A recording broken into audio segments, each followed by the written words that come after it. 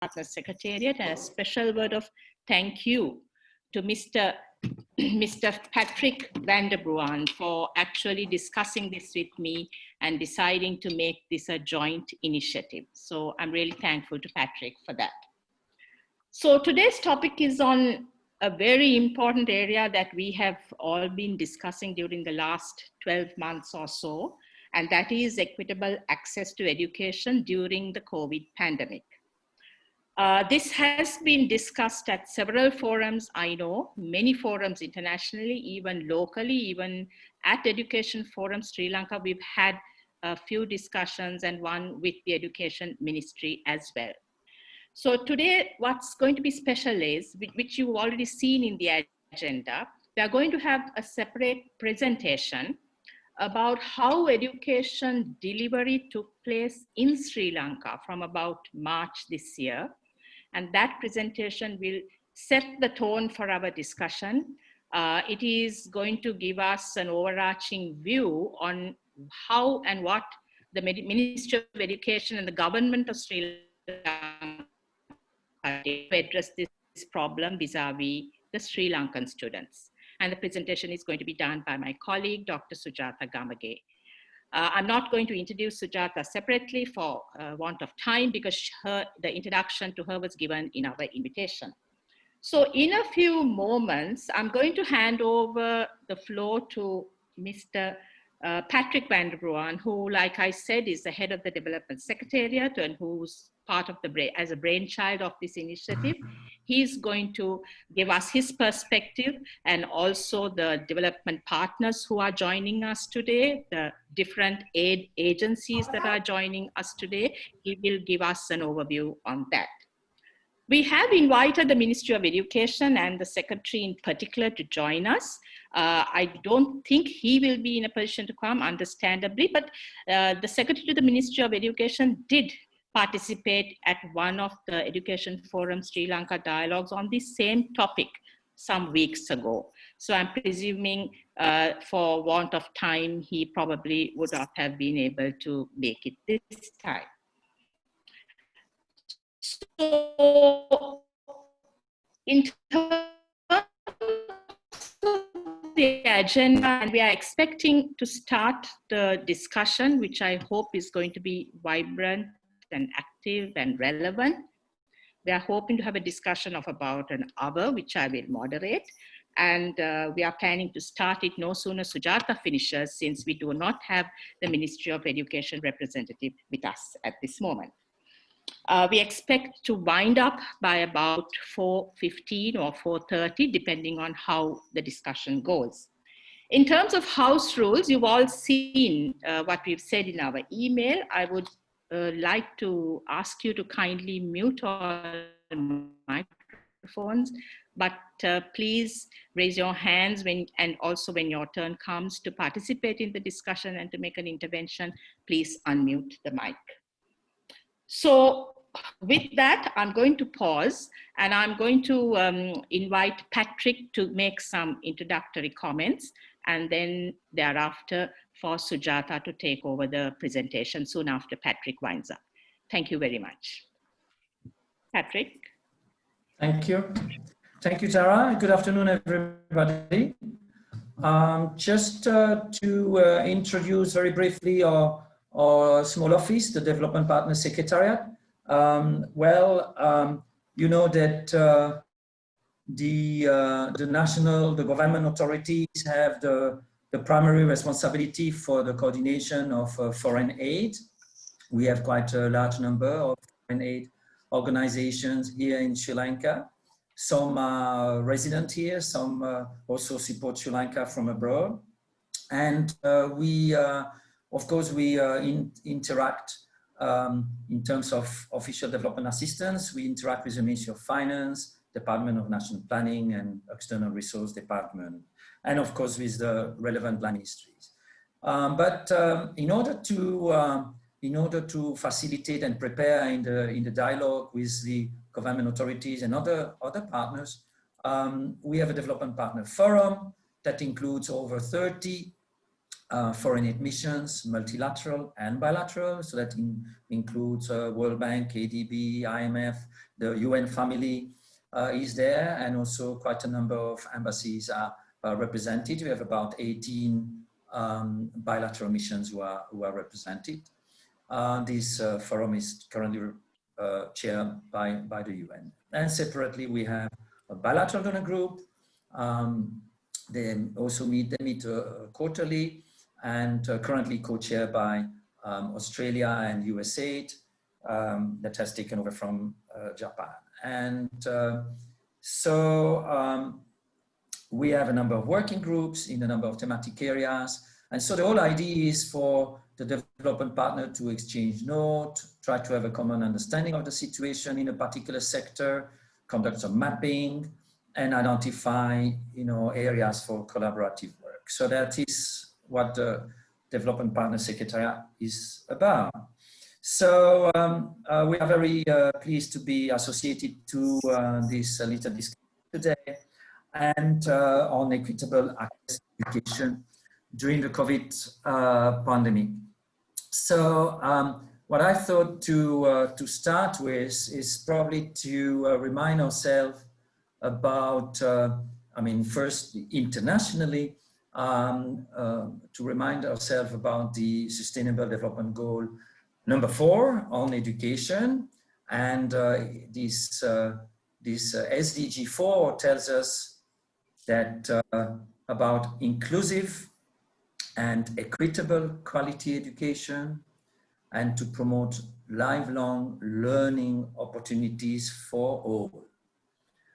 So the SDG 4 on education has a number of targets, and it's all about free education and equal access. Of course, overall, the SDG vision is to leave no one behind. And I thought it would be good to remind us of that, as of course that will be an important component in relation to the discussion we have today, to leave no one behind.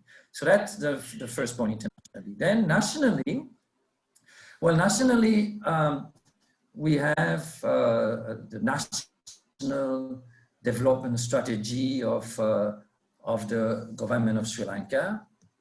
And I just revisited this document, as you know, which is called the Vista of Prosperity and Splendor.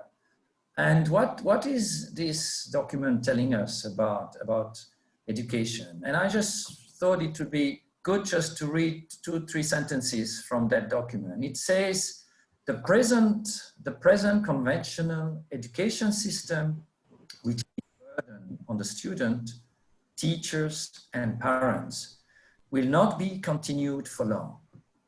Instead, a new education system based on innovation and knowledge will be introduced, through which the new generation of students, teachers, and parents would have easy access to global knowledge. Easy access to global knowledge.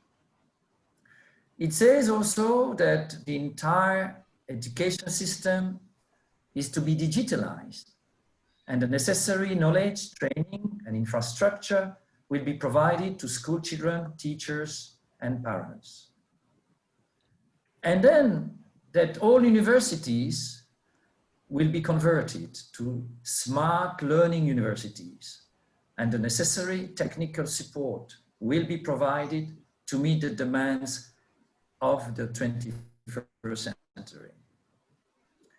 So this is what we know internationally, what we know nationally, and of course these words, they were produced prior to the COVID-19 crisis. So I think a number of our development partners, a number of our colleagues are interested to know, can the very challenging COVID-19 situation actually give us opportunities towards making a reality of these international and national aspirations that are enshrined in the SDG 4 and in the National Development Strategy of Sri Lanka. How can children from remote villages in Uva, Mulativu, Ambantota, and the estate sector, how can they all benefit without anybody being left behind? Can we technologically, financially, can we implement these visions? How realistic is it for all children? Yes, the technology. Do they need a phone, a tablet, a laptop? Do we need a Project Loon, you know, that famous network of stratospheric balloons that are designed to bring internet connectivity to all the rural and remote communities worldwide? And then probably the last but not least, in terms of the development partners and our colleagues from the foreign aid missions, how can the development partners somehow support Sri Lanka to bring these visions to reality, and again, leaving no one behind? So these are just a few comments and questions that I wanted to throw as a short introduction before we continue. Thank you very much, and I'll say over to you, Tara.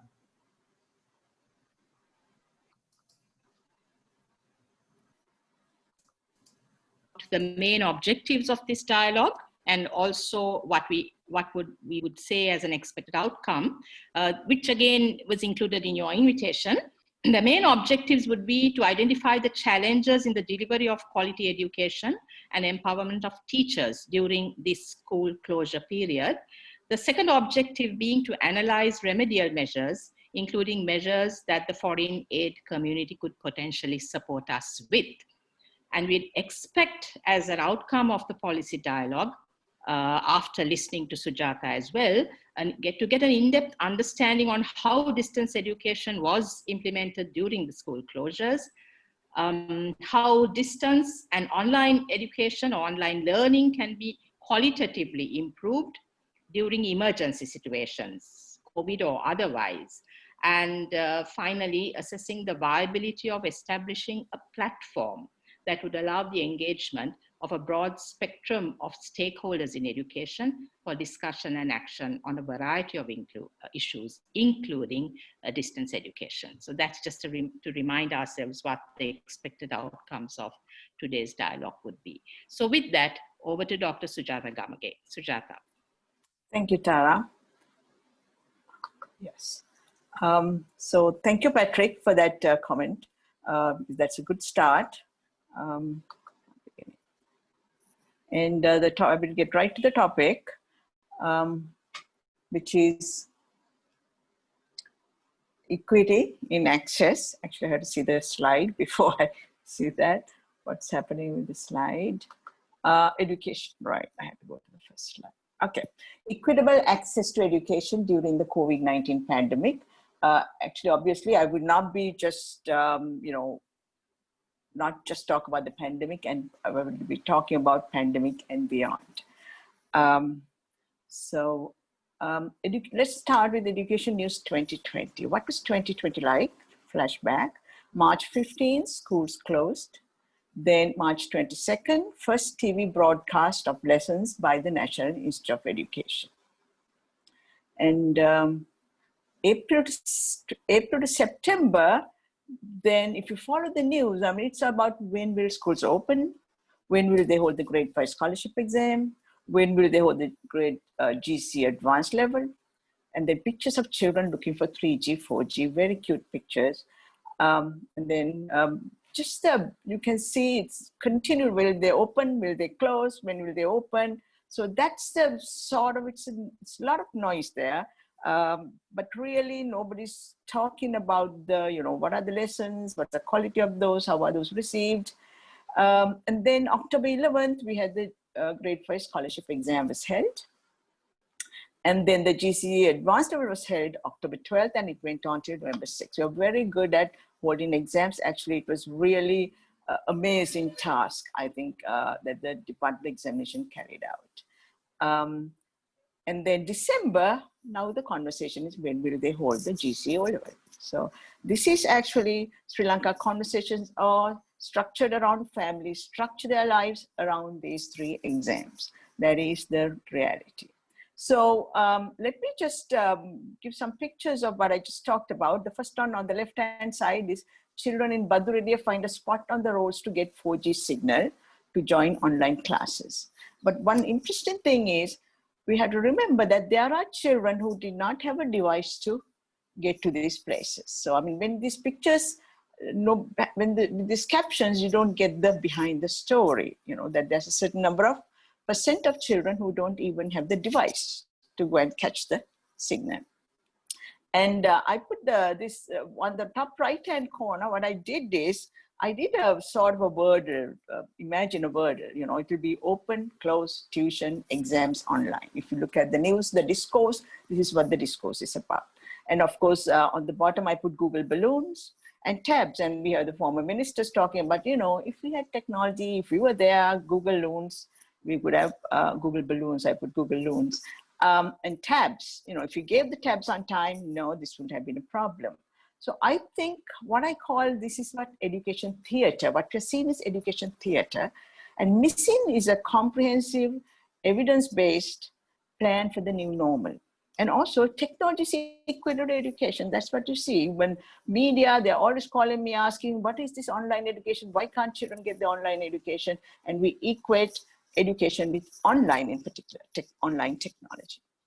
So what we did is we felt there was not enough evidence, not enough data. So we started these research questions, Education Forum Sri Lanka.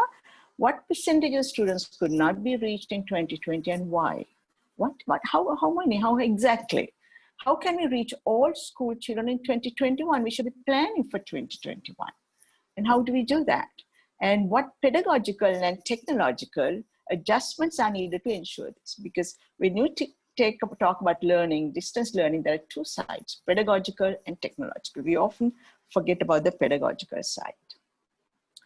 So the method we used is we used surveys. We had a representative sample of 1,000+ households, a survey carried out by LearnAsia in 2018. It's a massive 6-country survey. And then, of course, Education Forum Sri Lanka, we did a survey on a budget with a purposive sample of teachers. I'll talk more about it. We did action research, some desk research, and then we worked out a policy framework. So this is essentially the method we used. Okay. So 6-country study of access and use of ICTs. This is the graphic shows a summary of LearnAsia's findings on Sri Lanka. Actually, we have 5 other diagrams like this for India, Pakistan, Bangladesh, Nepal, and I think Cambodia. So the red line on the red curve on the left-hand side shows 33% of households have internet via mobile phones and dongles. And the pink one is combined with all other devices, it goes up to 34%. So 34% have internet access, working internet connection. That's what it says. But if you go to ITU or Sri Lanka census, you know, they give data. One thing I think is unique about the LearnAsia service, we go for the household. For this particular one, the sample was 1,300 households stratified by various factors. These are households with children under 18. We, of course, surveyed all households, but this is a subset. So 34% of households had internet connection that was for the family's use in 2018. And if you look at the next half circle, the dark green one, it gives a 48%. There's availability of smartphones. Does this house have at least one smartphone? Yes, then that they get a tick mark, and that's 48% in 2018. And the other things are the smaller circles are availability of laptops, availability of desktops, availability of tabs, all that together, even if you bring them, they all would have a smartphone as well. So the total number of ownership of internet connectable devices is 48%. So essentially, 48% of households with children aged less than 18 have a smartphone or computer in Sri Lanka. And 34% have internet connection. That was the situation in 2018. Now let's see, has access and use changed from 2018 to 2020? Because did people buy more smartphones? Did they buy more data? Did they start subscribing to internet services? So to do that, actually, Learn Asia, the earlier survey was done with International Development Research Centers Fund and some other partners, IDRC of Canada. And I think we got some top-up money to do another survey post-COVID. And we are just really looking forward to that survey. We have some questions on how ICT was used for education during COVID. But unfortunately, that survey got delayed. So what we did is to do what I call a survey on a shoestring. I'm really grateful to World Vision for helping us with this, and also Learn Asia, our research partner, by giving us time in kind support to do this survey. And what we did is we did a stratified purposive sample of 77 teachers from all 25 districts. World Vision has coverage in almost all, I think, 25 districts, very ground level. They have good ears, eyes and ears on the situation ground level. And what they did is they are still in the process of giving us the names of teachers. And we started surveying them, and the stratification is by districts, by province, Western, Central, Southern, Northern, Eastern, Wayamba, NCP, UN, Sabaragamo. These are the, can people see the screen? That's right, okay. And what we did is we ensured that at least we stratified the sample further with, I think my internet is not too stable for some reason, okay.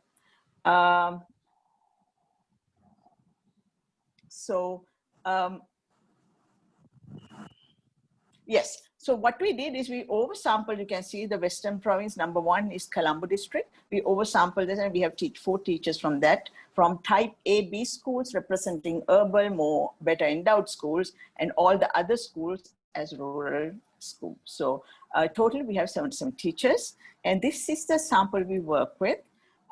We call them up, again, World Vision and Learn Asia individuals, personnel supported us.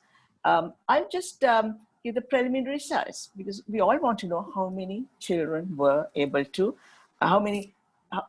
what percent of the children in a class was the teacher able to contact. So we right now have only, yes. Sujata, we can't see your presentation suddenly on our screen. Yes, I think it's, I never had this problem with my internet, somehow instability in the internet. But I'm going to talk through that. So preliminary results, I will have to talk through that. I think I might send this. Shall I send this? No, I think that. Right. For some reason, we can't see that. Let me just say, let me try again. Slideshow from beginning.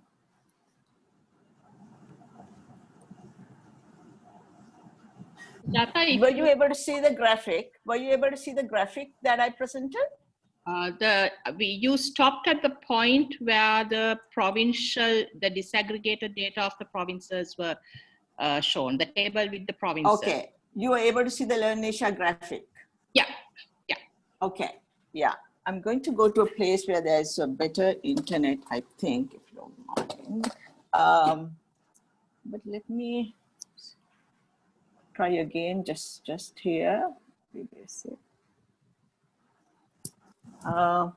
Right, okay.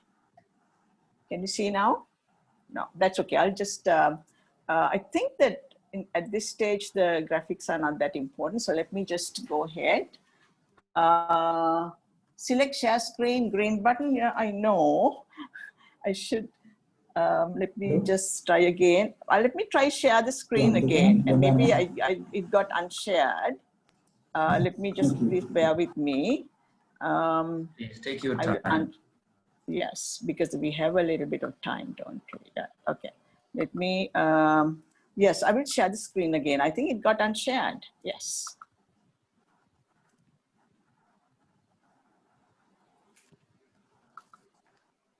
I think we are okay now from current slide. Okay, are we okay? Yes. Yes, very good. preliminary results, yes. So 32 teachers from 9 districts. Actually, we have our sample has 77, and we just finished it this last week. And we have the other teachers too. We have to get the data, but let me share with you the preliminary results. If you look at each teacher, the 32 teachers, some of them could reach only 10% of their students. A very few, couple of them reached actually more than 75%.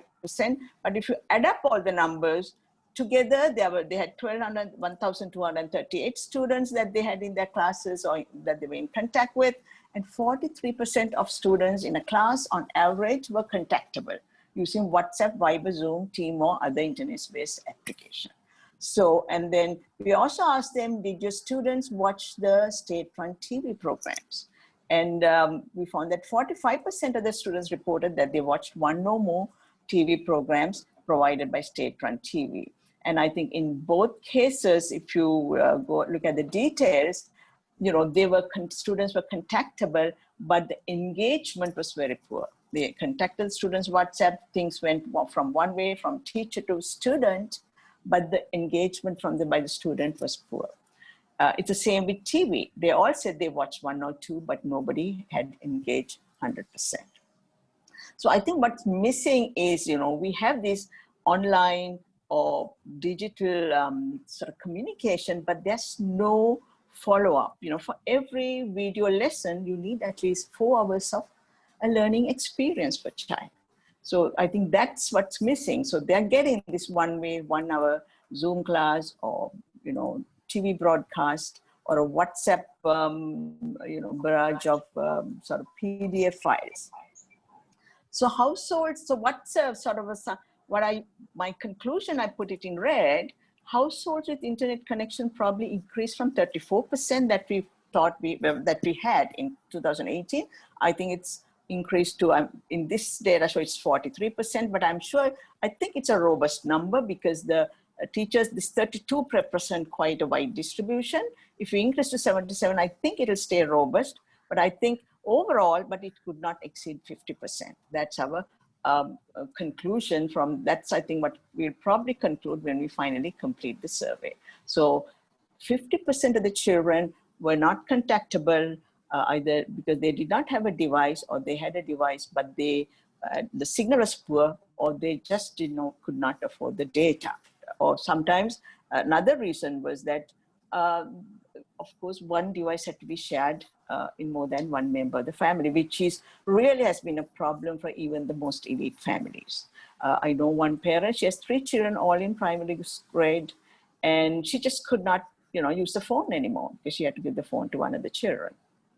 So I think more importantly, what I find from this survey is it is relatively easy for a small civil society organization to monitor the demand side or the user side of education. Because what we really don't have in this country, we really don't have the demand side data. When the secretary came to speak to us, he really gave us a good overlay of what the ministry is doing. And when we asked him, Professor Pera, this is all supply side. And he's such a gentleman. He just said, yes, I understand. Thank you for pointing that out. We really need demand side data. How is it all these, they're setting up computer labs. They are saying we have this agreement with these partners. We provide 3,000 schools have computer labs and so on, so on. So many teachers have been trained, but how is it received at the demand side, at the user level? So I think what we found, what I really find encouraging from this survey is the number that, we have them, we can now say that less than 50% of children were accessible, contactable by internet means. So I think we of course would love to do a more stratified and random sample, but I think we could add, by adding more to this sample frame, I think we can actually improve the survey. So that is something I really am pleased about, that, EFSL with no funds, working with volunteers and in-kind support, that we are able to do this kind of thing. So I think another question we want to ask is, were there any changes in pedagogy during distance learning? Because there's all this talk, we expect IC to transform teaching. you know, because ICT gives this ability, has did it transform teaching. We did a good practices survey. This is a very good approach with teachers, I find, because teachers are actually very timid lot. Actually, they have been, you know, they're really always worried about their superiors. They should not be, but they are. And so we always ask them, tell us the good practices. We don't want to know the bad stuff. Let's tell us the good practices. So we had very good, whoever we talked to, they were very eager to talk to us. And we did several surveys. I'm not going to do the details. And actually, I had a partner from Bangladesh, a colleague, and he did some surveys. Here we focused on teachers who managed to get to contact their students. So, you know, equity is not an issue here. We want to know if you're able to contact them, what are the good practices? And we did purposive samples, convenience samples. Sometimes we use the full population of students. For example, in Galewala education zone, I'm in one of the WhatsApp groups of the school system there. There are about, I think, 75 students and about 10 or some number of teachers in that group. So I've been in that group since March when they started the group. So I really get a first-hand look at how the teachers are, you know, how the teachers are using the technology. 90% of the teachers, more than 90% of the teachers use WhatsApp, using smartphone to send assignments and notes. So result is, I'm not going to, you know, some of the graphs are at the end, but what you find is same teaching style, but teachers use additional digital material. That's something that they did not do in the ordinary classroom. In the ordinary classroom, if they want to share us something, even a simple PowerPoint slide, they have to go check out the PowerPoint or check into the smart classroom and so on. So this was, they really like the fact that they can just send some, you know, a link to a video or something to their students. And most teachers, actually, they are open to continue this practice of sharing additional digital material over, say, WhatsApp. There are other things, but I think I'll get to the sort of rest of the talk first. How can we ensure distance learning for all in capital in 2021? Well, I think Sri Lanka, in terms of our infrastructure, our system, our organizational capacity, we really should be able to reach each and every child. There's no excuse. I'll come to that in the next few slides. So I think we really need to put our heads together and really come up with a plan to ensure that every child gets, and if schools close suddenly, every child has a education experience. I'm not saying online education, I'm not naming what it is, but I'm saying they should have an education experience of at least 5 hours a day, 4, 5, 6 hours a day, which is what they would spend at school. So how do we do that? I would start with this quote from the Education for the Most Marginalized document by UNESCO, just published. Actually, it was done with using focus group of key informants, I think. And actually, I was one of them for the South Asian part, or I think it's Asia Pacific. And I was really pleased to see them highlighting this particular quote. It says, it is essential to begin thinking about the educational outcomes that you want to achieve, and only then seek to identify the technological modalities that best suit your context and financial capabilities. I think it's a very important point. If you work with government at any time, what you find is there's such a hurry to do the procurement part, specifications, and the learning outcome. What are we doing this for is totally forgotten. I had the same experience when the previous government was going to distribute the tabs. From day one, we insisted on a pilot, and we gave them indicators of, you know, learning outcomes. We used digital literacy, but no, for 5 years, they argued about procurement and nothing happened. So, so it's a very important point, I think, that UNESCO is making here. But educational outcomes have a bit of problem here. Because in Sri Lanka, educational outcome is exam success at exam. So I think that is something I think we need to start with the redefinition of educational outcomes. So this is our approach is, I think we need to redefine learning outcomes. I think we've been talking too much about all these nice things, 21st century skills, and 4 pillars of learning by the Dello and Foray report, and all these nice frameworks that really capture, what's learning is. World Economic Forum has their own list. We really need to put that into practice and put it into our daily discourse. So I was just thinking about this, and I think, what is learning outcome? I like to throw this idea to you. In here, I would say the learning experience itself is a learning outcome, I would say. This is after a long period of time doing research, trying to measure various things like transversal competencies, soft skills, how do we measure them?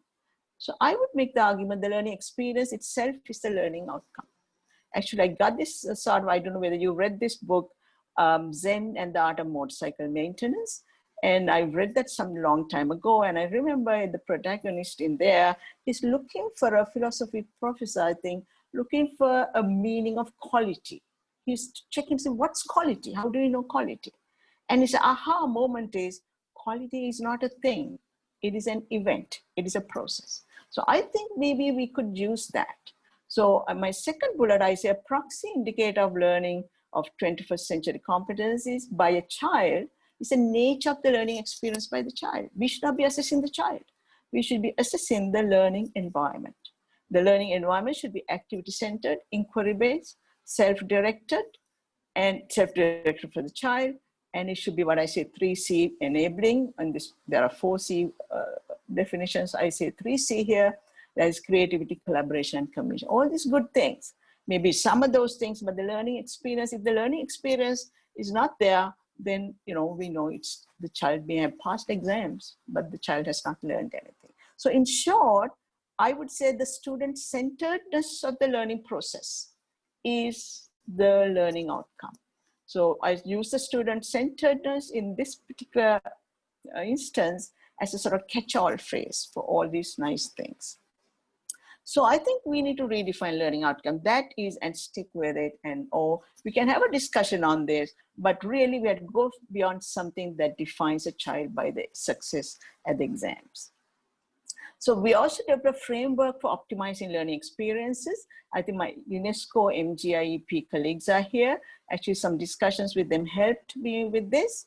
They use the sort of value chain analysis, where there are points of time, and the inputs from one point becomes output. Output from one point becomes input for the next point. I use a simpler one with inputs, process, outputs, outcomes, and I looked at three types of learning spaces: school, home, and a very important one, the tutoring, the tuition class. Because Sri Lanka, I think, if we do the data, if we do the survey, we'll find that exams are really driven by the tuition systems.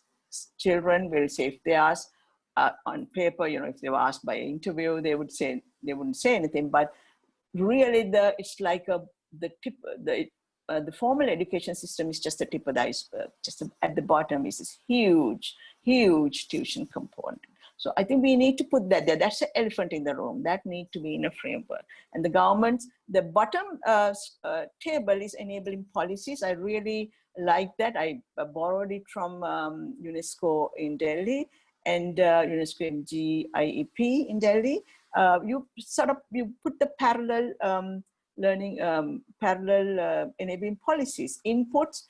What is the state of inputs, and what are the policies that would help us to get there? So this is the framework. And so input one, there are inputs. There are three kinds of input: technology, content. For my particular model, I use technology, content, and human resources. Technology infrastructure. We have, it's not technology per se, but 100% postal services. There's if you can get mail delivered to your home in Sri Lanka. 96% own mobile phones. This is from the Learnisha survey. 91% have a TV. 71% have radio. 46%. Now this is all households. Earlier I said 48%. That's for households with small children, school-age children. And then 33% have internet connection, 21% have pay TV, 20% have computers. So, I mean, this is, you can look at this as glass half full. 96% have mobile phones. That's quite something. 91% have a TV. We have post. So I think, I mean, we need to, if we focus on the most marginalized, I think we would be not talking about internet, maybe in 2 years, but right now we need to look at, see how can we reach 100%. And I think we see some of the technologies that help us do that. Then the other one is input 2 is human capital. For 4.5 million students in the school system, we have 272,063 teachers, let's say 272,000. 10,169 school development boards. They are established by regulation, by an act actually. Tara knows about these. And then school attendance committees. They're supposed to have, in each Gram Nildarri division, we have 14,000 plus Gram Nildarri divisions. In each, there's supposed to be a school attendance committee, which has to have the principals of the schools, the school development board members, and the Gram Nildarri and the Samurdhi Niyamaka. I mean, there are enough people to go from door to door and just find the students. We really have the structure, we are not using that. And school attendance, probably we should rename this. They should be education engagement committees. Right now, when it's distance education, they don't attend school, but they should be engaged in education. They should check, are the children engaged in education? We have the infrastructure to make sure that each and every child is engaged. And we have 100 plus zonal officers, 250 plus divisional officers, and parallel we have divisional secretariat divisions. There they have welfare officers, so many officers. We have this whole structure is there, I think, and the teachers. I mean, the average student to teacher ratio is 70. I mean, a teacher should be able to give a call. We should be able to have a teacher give a call to a child at least once a week. So I think these are the things that should happen, and I think we should bring attention of the government to these things. And all this data I get from one place annual report at the Central Bank of Sri Lanka. So input 3 is content. E-Takchalava, we talk so much about it. Actually, we need to have a conversation about it. I don't know, is it usability? They give hit rates, but we really need to ask the users what they think about it. Maybe it's good, I don't know. Guru Gedara is a TV program that I talked about that NIE has been instrumental in getting to the Dhammika Pereira Math, it should be capital P. That's actually becoming a very popular YouTube channel. They've covered grade 6 to 9, all math courses. It's an incredible resource. Open ES Sri Lanka, I think maybe I got it wrong. We had just got it from Raga, somebody who sent an email. I need to double check that. Miscellaneous private outputs. And of course, in capital, I would put textbooks. In Sri Lanka, every child has a text from grade 6 to 11, from grade 6 to 11, they are given free textbooks. Even for grades 12 and 13, the textbooks are being introduced. So we are indeed the glass is half full. So these videos, I asked my young colleague, always ready to help with my action research and all kinds of crazy ideas, Ishara, to download 4 of these. See how many you can download into one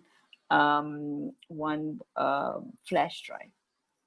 And he did. And it's interesting, I would just say, the term people use here for flash drives or any kind of peripheral that you put into a device is a CAL or a piece. So let's call them pieces. So so we gave them pieces. 4 families were given these pieces. Each had these videos. So you don't need the internet and you can download this, we find. So actually, Shara just sent me this morning, these pictures.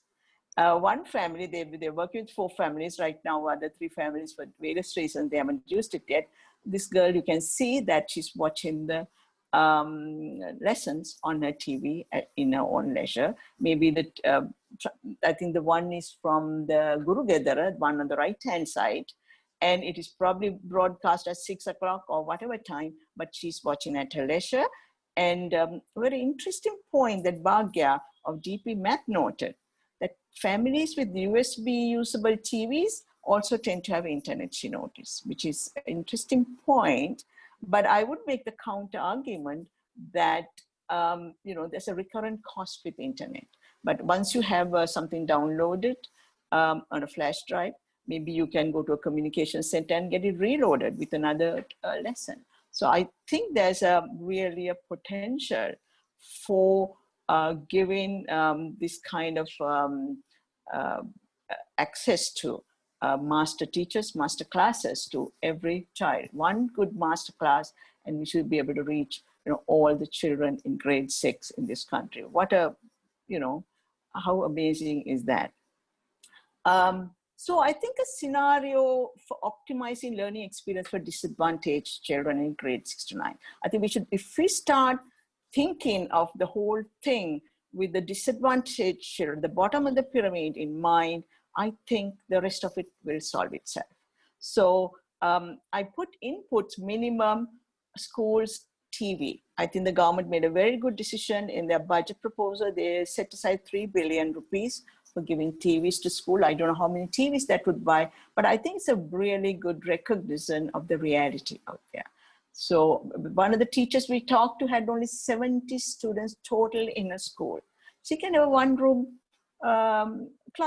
school and one TV, and various times children go and watch TVs, then children come back from the TV, and then there's 4 hours of whatever lesson plan around that TV program. I mean, that kind of school can have give children a good education experience. So we have the technology, and of course the pieces and the textbooks. I mean, these are the things I think inputs the school would need.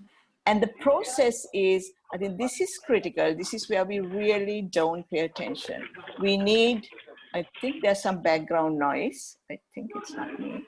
Student-centered lesson plans. That is, for if you have 1 hour broadcast or 1 hour online, there has to be 4 hours of activity. Maybe the first hour could be discussion. The teachers discussing with the children. And this is like the flip in the classroom concept. Gee, we have an opportunity to practice that. So maybe schools TV, they can use this to sort of do mock distance education. The teacher does not teach. They listen to the master class, and the teacher carries out a discussion with the children, and then their worksheets they can get into groups. But that one master class, if it's done well, it can be the center for education that day.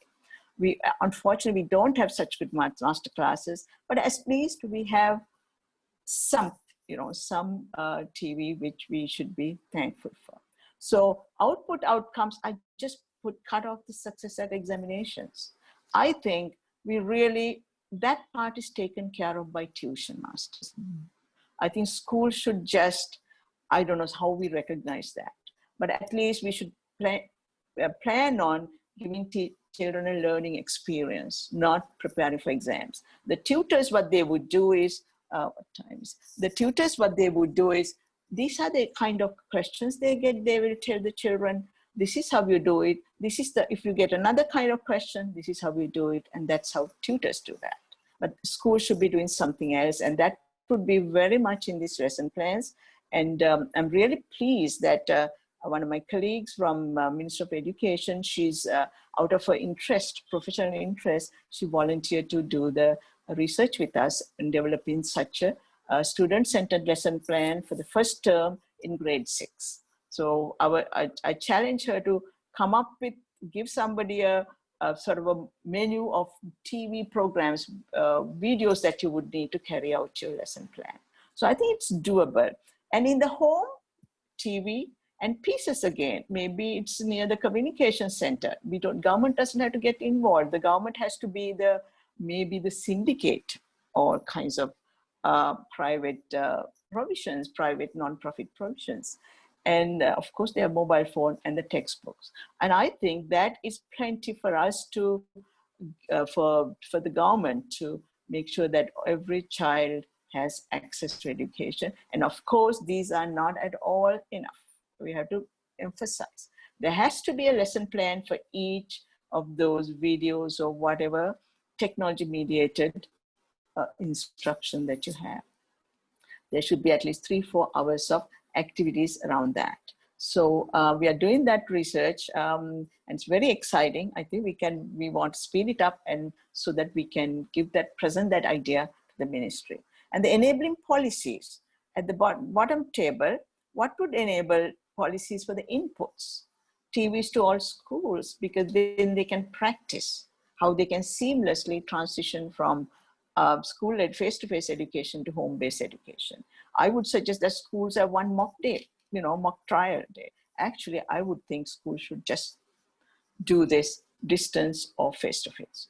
That is, they would, work with master teachers, and the teachers don't teach anymore. They don't lecture anymore. They have discussions with children based on these master classes. And the other one is engage private content providers. And one of the big things they could do is resolve copyright issues. Make sure it's smooth and somebody can go and pay 50 rupees and just reload their flash drive with some lessons.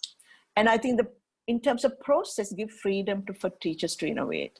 We have, for everything, the minister has to come and make announcements. I think there has to be so much more decentralization, and the teachers, particularly in grade 6 to 9, I picked grade 6 to 9 because this is really a safe area. There are no looming exams. So we really need to start experimenting with grade 6 to 9. And of course, enable sharing of quality plans, a nice teacher forum where people post their lesson plans. That could be a way. We don't want somebody in NIE, people getting together and sit down around the table and writing lesson plans. No, they don't work. And the last one is, I think, in terms of outcomes, I think priority to assessing the teaching learning process, not students. Stop publicizing results, publicize the learning environment in school. And that's another thing that Tara and I have been talking about. We need to find indicators of judging the school. They talk about establishing national school. What's a national school? How do we know one when we see one? So really that's again a rich area for research. How do we judge a learning environment in school? There's quite a bit of work done in that. We've done some work. So there's some exciting research. So I think way forward, I think that's sort of in time. Way forward, I think we need to complete the survey. Prepare and refine a proposal on distance education fall in 2021. Actually, I like to use perhaps Patrick's title, No Child Left Behind in 2021. We want 100% engagement. I'm not saying online learning, 100% student engagement. And we want to submit a proposal to the ministry. I hope we'll have a rich discussion today because that will really help us improve our proposal. And then that is the plan A. No, actually that is, yeah, but whatever happens with the first 3 bullets, we will develop, I think we should, as an independent third-party organization, we will develop KPIs for education. We are ambitious, we, just start things and then, maybe Providence will provide. We want to develop KPIs for education, initiate an independent education monitor. And we now know we can do surveys with our ground level sort of a network of civil society organizations.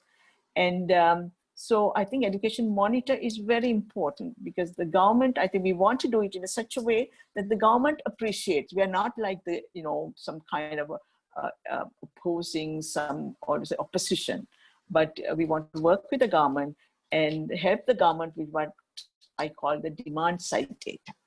How is the education infrastructure, all this investment, how is it being experienced by the children, by the teachers? So we really want to, that's a lot. I mean, there's precedents there, but that's a lot of work. But we really want to get started even in a very small way. And lastly, I think for the development partners here, I really want to stress the importance of data. When we submit grants and things, we find that we are asked to tell how many children it benefited, how many women it benefited. My answer is how many children? 4.5 million children. With good data, good policies, good data can drive good policies, and a small policy can make a big change. Can do small changes in various places, take nice pictures, cute pictures, but I think data, it's not cute, but data really is critical. So I really would urge the development partners. We've had I was the tertiary, and I was Director General of the Tertiary and Vocational Education Commission at that time. And we had something called THEMIS, Tertiary Education Management Information System. There's been HEMIS, there's NAMIS, and, I think they've been funding these things, but, they have not really got off the ground. But I think NAMIS is finally, I think the Education Department is really, I think it's taking off. That is very encouraging. So I think we really need good data and good analysis, and they should be public, they should be open. In Pakistan, in Punjab province, I think they have a monitor. You can go and find any school, find the physical infrastructure, how many teachers are there. I think nothing like data and open data if you really want to make a change in education. So I think I've taken time, right. That's acknowledgement. We have a policy research roundtable. It's a new initiative by Education Forum. We are really, really pleased. We have some really bright young people joining us with masters in education from prestigious universities and willing to donate their time. And actually, they are doing this as extracurricular or co-curricular with their jobs. And we have 5 people right now working on research projects. And Darshi, I talked about, is one of them, and Priyata is a mentor. And let me go through these surveys. Mr. Suresh of World Vision, Mr. Sribanta Katakurunda of Learn Asia, and my colleague Zaber from University of Dhaka. And desk research, Darshi is doing desk research, Ms. Priyata Nanaikar, Minister of Education, Harsha Vijaysekara of Open University.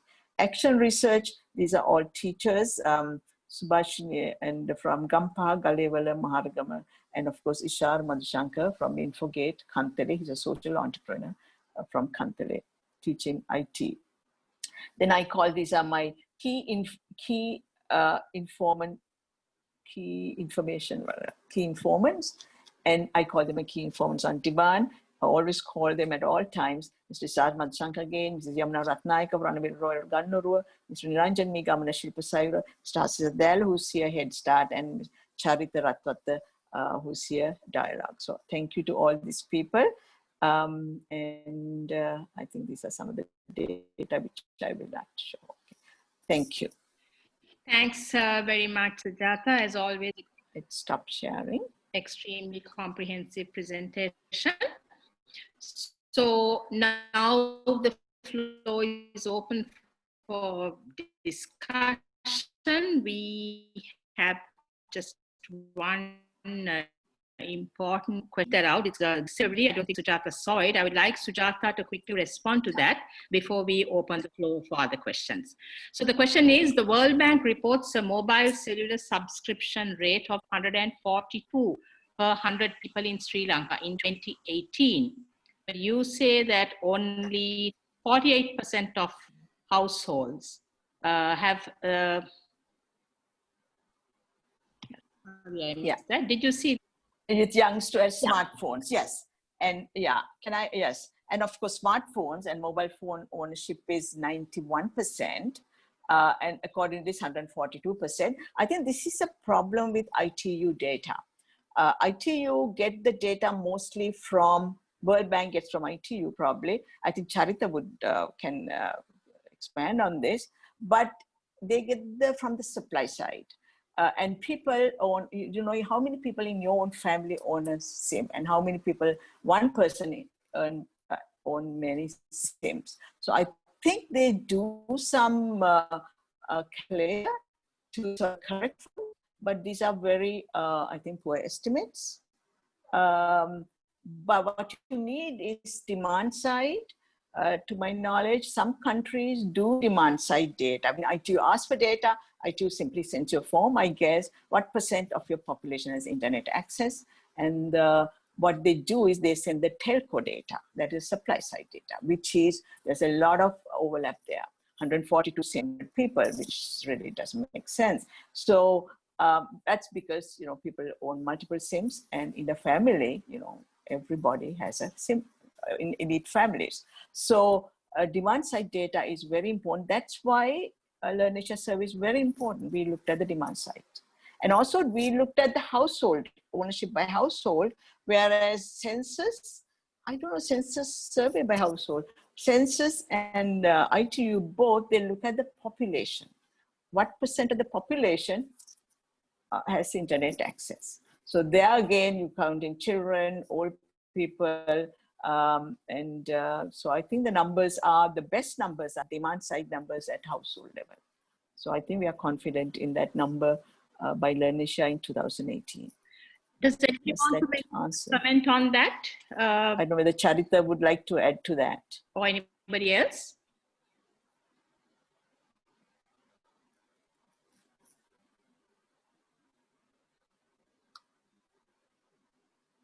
Mr. Takaho, would you like to make your intervention? I can see that you're on chat. Thank you. I just wanted this is Takaho from UNICEF, Sri Lanka.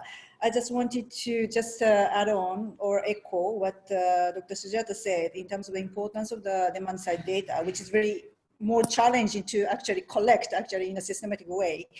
But the thing is that other countries' experience is already showing through the COVID time is that merely just a connectivity or access to online part is not directly or always or instantly showing the engagement in the learning at home itself. So I think, you know, it's a very good proxy in terms of the connectivity data is a very, very important proxy data to measure, at least for the access part to the, you know, opportunity for continuous learning at home through the online or digital learning. But the actual learning undertaking and effectiveness of learning itself is a different dimension of the kind of a discussion that also Dr. Sujata's presentation was showing. So I just highlight that point as well, just echoing what she said. Thank you.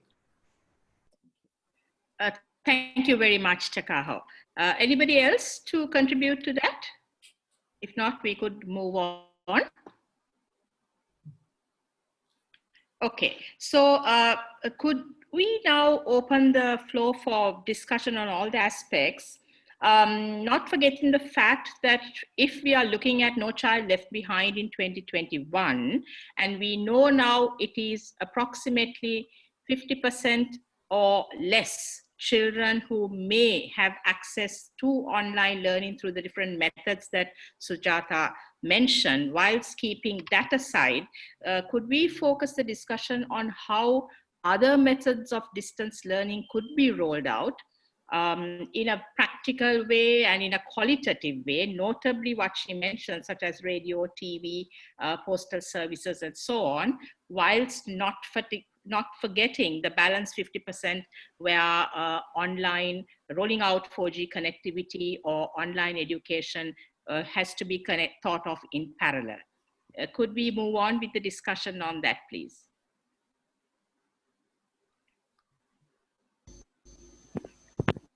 Charita has made a comment. Charita, are you there? Yes. Yeah, sorry, I just, the term No Child Left Behind is a loaded term because it was a term used by George W. Bush's administration, and I don't think it was well received. So just wanted to, that it may have problems with lenders and others. Agreed. Yes. I see. Yes. Yeah. Yes. Yeah. So we need to find a slogan. Well, I think inclusivity and ensuring that all children have equal access is the important thing. We have Carsten from GIZ. Could you give your question out, or do you want me to read it out on the chat regarding access and use of ITC?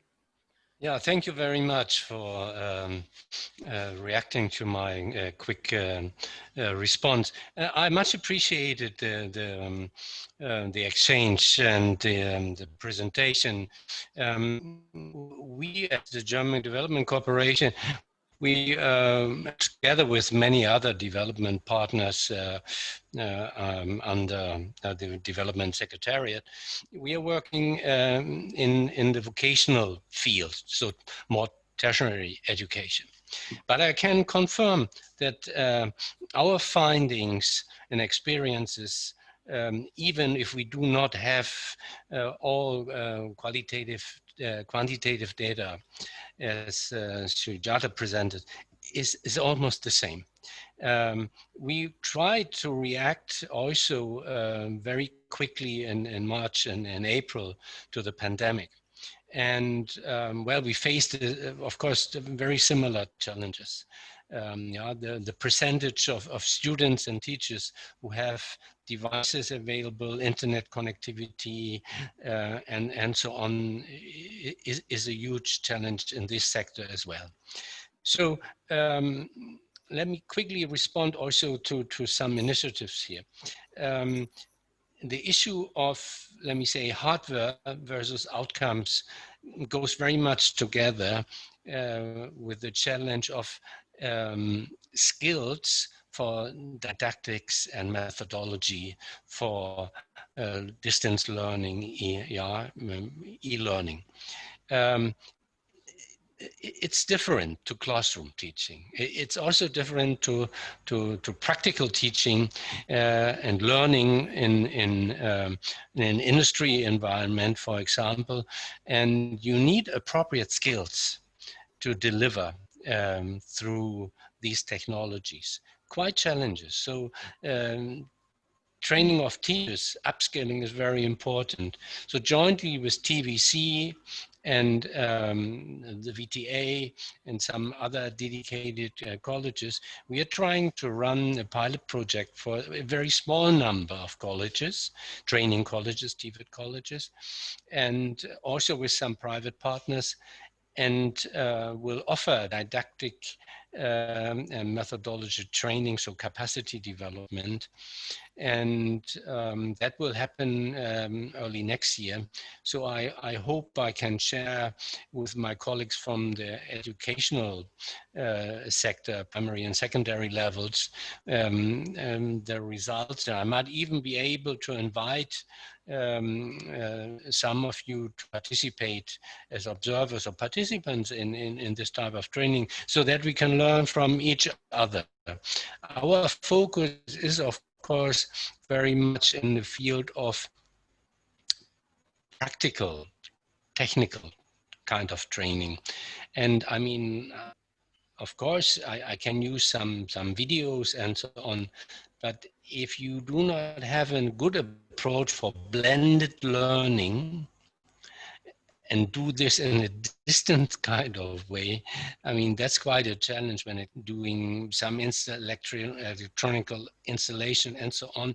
You can simulate here and there a few things, but at the end of the day, we need to find means for a blended approach in our field, because otherwise employment is again an issue, and we would really like to avoid it. So I'm really looking forward to an exchange with you, and let's keep in touch. I'm very much appreciate these discussions we have, and yeah, thank you very much again from my side.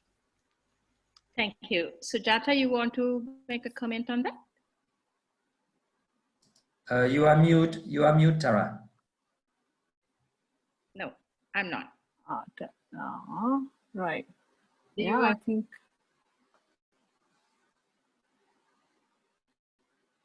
Sujata, do you want to say something? No. I think. Fine. Thank you very much. I think that's extremely useful input. Just one quick comment to add to that.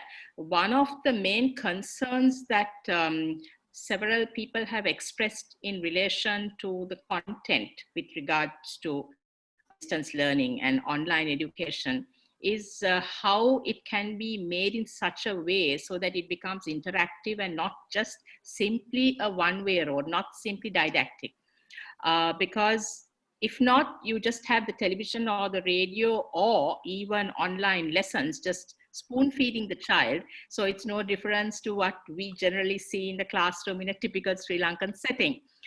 So how do you think that can change in the context of what you just said now?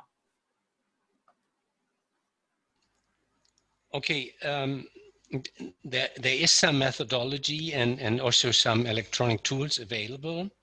I mean, you can develop let me say, a number of PDFs, for example, where students can start working themselves on it with some exercises.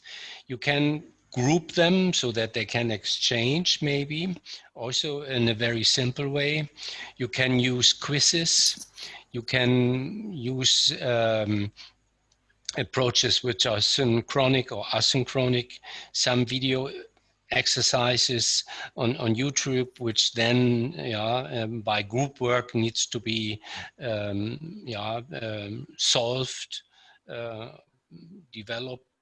Students can capture on their cell phones maybe some small activities they themselves carried out, share them with the group, with the team, with the greater audience, and so on. Of course, there are even more sophisticated aspects to be coped with. But I think here technology is not necessarily the limit. The limit is more the didactical and methodological knowledge and skills required to make full use out of the technology available. So here I'm in full harmony with what Sujata presented with UNICEF 2020, when they said it's all about outcomes and second step is technology. Again, I would be more than happy to share some more information with interested colleagues about it, also from the education sector, to avoid a teacher-centered approach for e-learning, but have a more students or apprentice-centered approach. Again, the issue of blended learning is extremely important in this context, and there are ways also to do this in a distant learning format, but then we are talking about relatively high costs in terms of streaming data and so on, which is then the cost factor might be the bottleneck here. Thank you. Okay, thank you very much.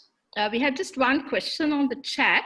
I'll just quickly go to that before anybody else wants to make a comment. It's from Dilhari from DFAT. Are there any strategies which are looked at to measure education outcomes in distance and online forms, which may include more than paper-based exams? Yeah, I might try it, take a stab at it. Yeah, I think there are some, of course, if it's online, then you have this sort of artificial intelligence, which really looks at the student engagement with the material.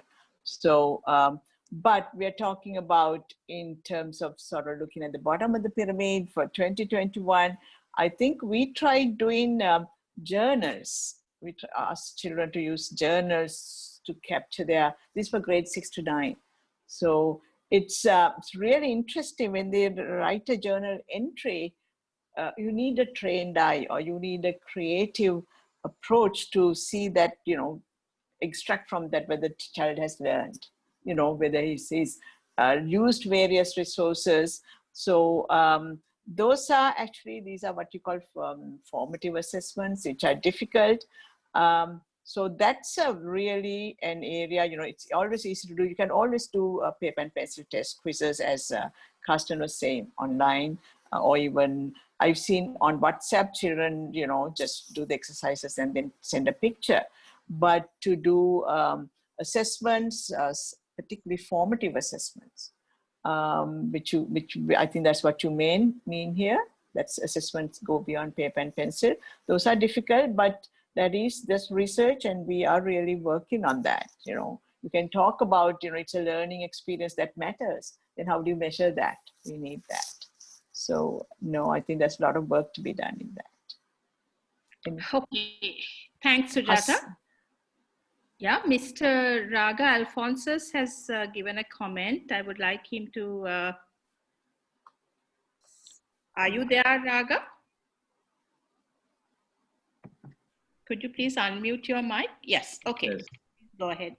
Yeah, what I was suggesting, or what our experience, we have been working in the Madhu education zone. What we have done is, in cooperation with the Northern Ministry of Education, digitalized the English textbooks and added other interesting interactive material. We initially promoted in the schools prior to COVID, and there was a good interest for many schools to use it, because there were no English teachers in the primary schools, or very few of them. Then once the COVID came on the scene, we decided to use flash drives, and we did a survey and found about 60% of the children had access to home TVs, which were compatible to use a flash drive as well. And that is going and it's working. But we also find constant motivation is an important factor.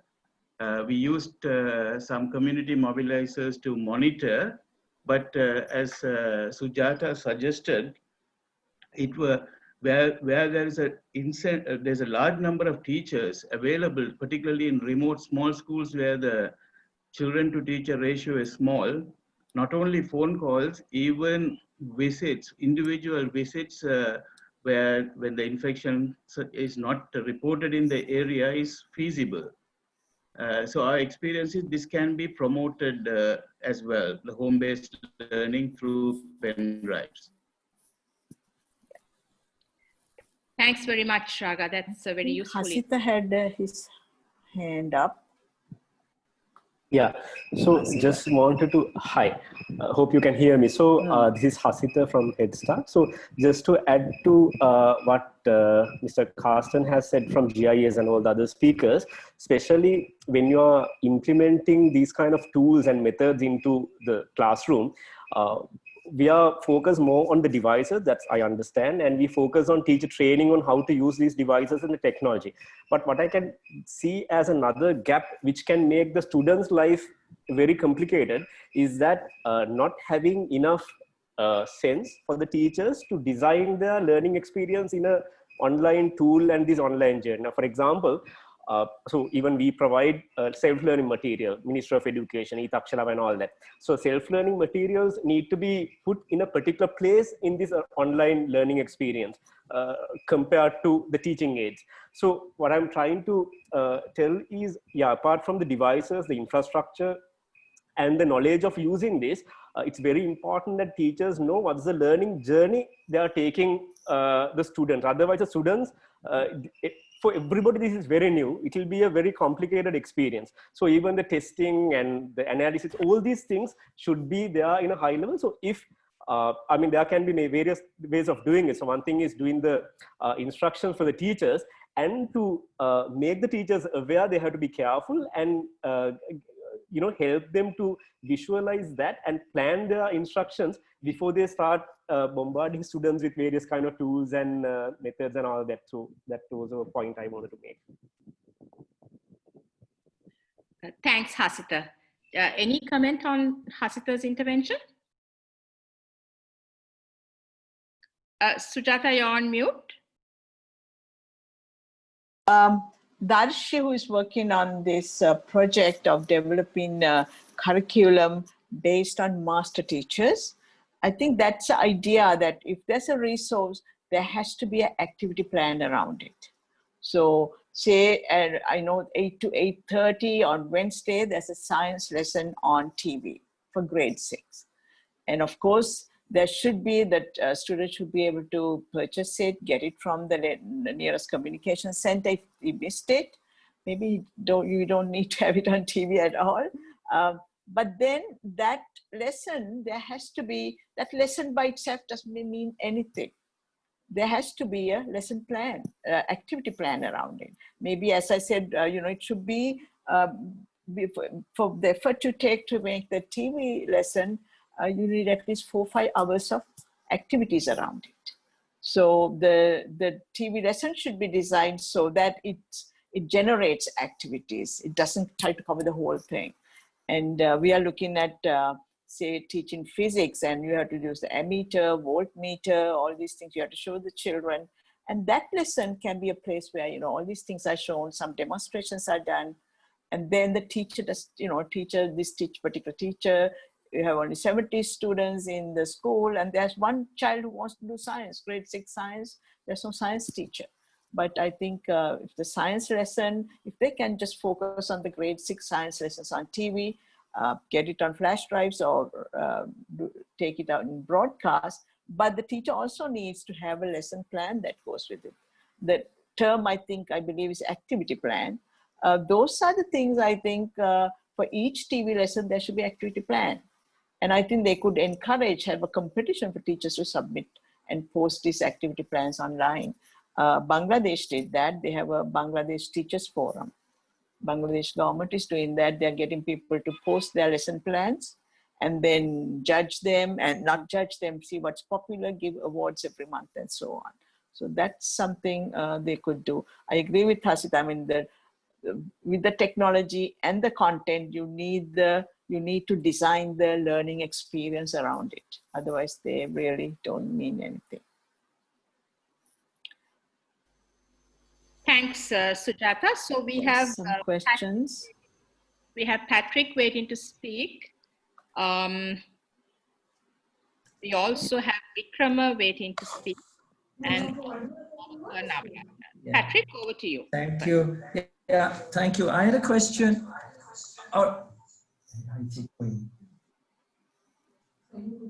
Can you hear me?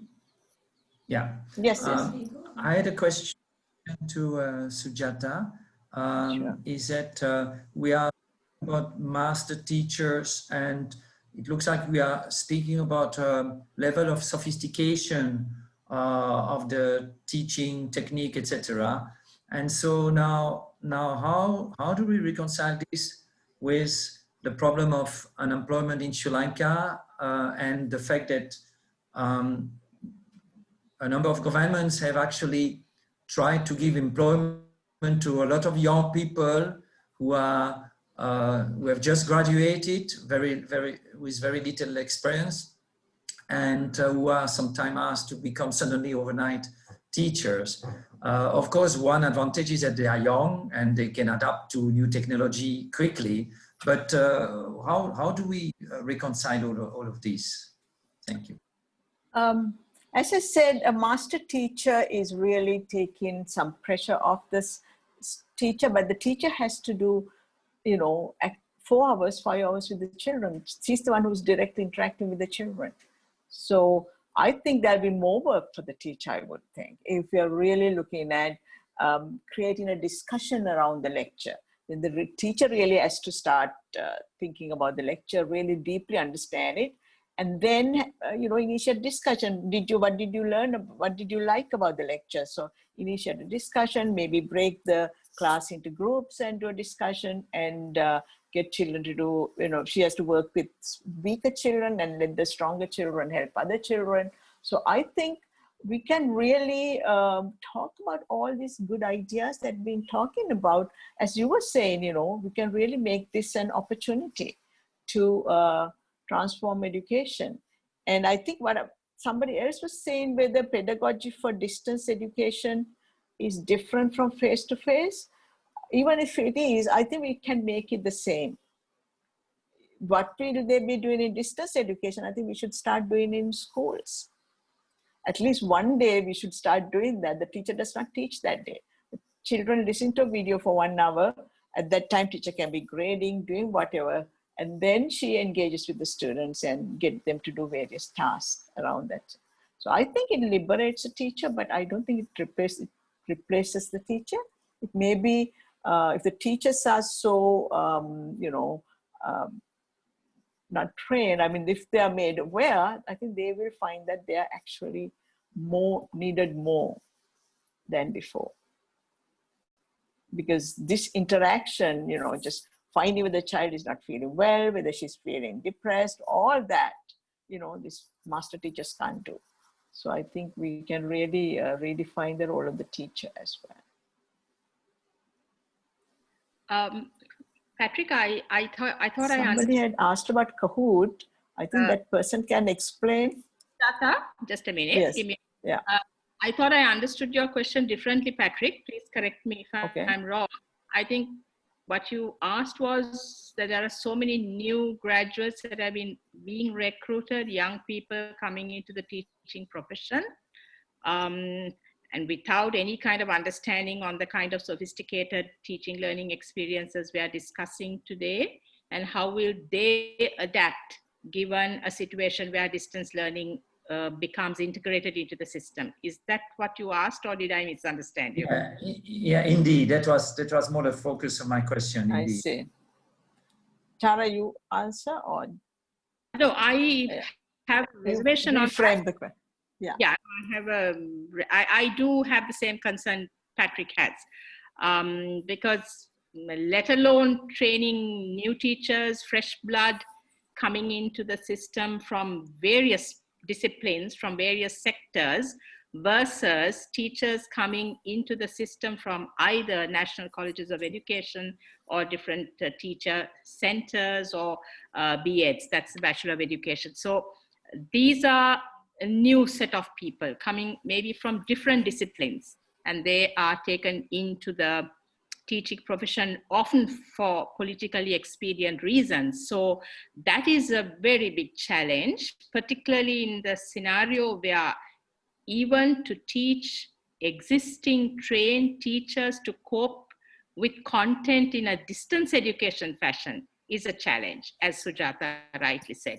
So unless the National Institute of Education has a plan, has a strategy to update them in different ways to cope with it, I think it will be a serious challenge. And I agree with you, Patrick, on that. We don't have anybody from the NIE. Yeah, Can I counter that? Actually, I think I'm not familiar with the curricula in the training colleges, but from what I hear sometimes when they go into the theory part, that education theory, they are very well versed in. They know their craft. They know that student-centered, all this, you know, there are transformational teachers and there are all these kinds of teachers, various levels of understanding, all that they know. I think when they come out to the schools, what they find is they're in a totally different environment and they don't get to practice what they learn. That is my impression. So I think the new people, if they come into a situation where they're told, you know, your role is as facilitator, there's a master class here, take that, I think they might fit quite well, I would think. I don't know what the curriculum in the education colleges is, but I'm sure they're influenced by, you know, the sort of a discourse on, you know, what learning and teaching should be. So I think they are very well versed in theory. And when they come to the reality, when they see senior teachers just, you know, spending the 7 hours they spend in the class teaching one subject, just not doing anything, but they teach the same thing in 3 hours in the tuition class, and they come into this environment and they're teaching to the test, they forget all that, I think. I think that they don't need to be trained. I think they need to be given the incentive and the reasons to practice their craft that they learn. I don't know if they don't teach that in education colleges. I don't know what they teach. I mean, do they teach them to teach to the test? I don't think they ever do that in education colleges. Yeah, I can answer that question. I'm Visaka Disanaika from the World Bank. In the training colleges, they have a 3-year diploma course, and the 3rd year is completely practical training where they are actually sent into the field, and they go into the schools and they work under a particular guide in that school. So they do have the practical training, but how good it is questionable. But they do have 1 year's practical training to answer your question. And Thank Go you, ahead. Ms. No. Yes. I have a question. Can I go ahead with it now, or shall I? Go ahead. Go ahead. Yeah. Okay. Yeah. So my question is, firstly, thank you very much, Dr. Gamage. It was a very good, informative presentation, back with a lot of data. So I really appreciated a lot of good ideas.